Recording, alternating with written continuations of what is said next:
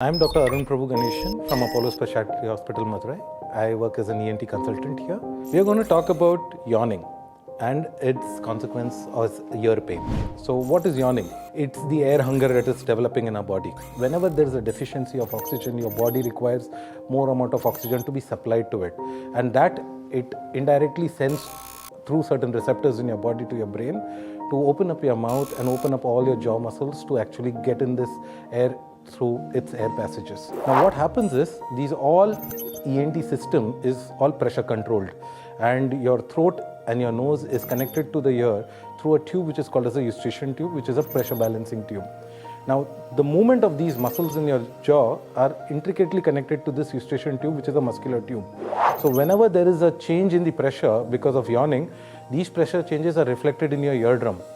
The eardrum is a nerve supplied unit, and it is extremely sensitive to any pressure changes, because of which it can undergo congestion. So this we commonly feel this whenever we travel from a high pressure to a low pressure on an air flight. So whenever there is a descent in the air flight, or whenever we come down from a mountainous region, we see that the changes from low pressure to high pressure causes changes in the oxygen level, and it leads to a lot of yawning, and it can cause a block in the eustachian tube, which causes congestion and redness in the eardrum and causes immense pain. How would we avoid and how can we help us in this situation? As I said, the basic problem is congestion. So anything which will decongest the eardrum is going to give rise to the pain loss. So how we can do that? You can use decongestant ear drops through your nose, because the other end of the eustachian tube opens up in your nose. You can do through deep breathing, or what we call as the Valsalva maneuver, which is basically traps air inside your nose and allows the ear canal to open up. And you can also use certain painkillers and steroid, which basically helps in reducing the pain and the congestion, and reduces the pressure inside the ear canal lumen. So yawning basically is not something which you need to worry about.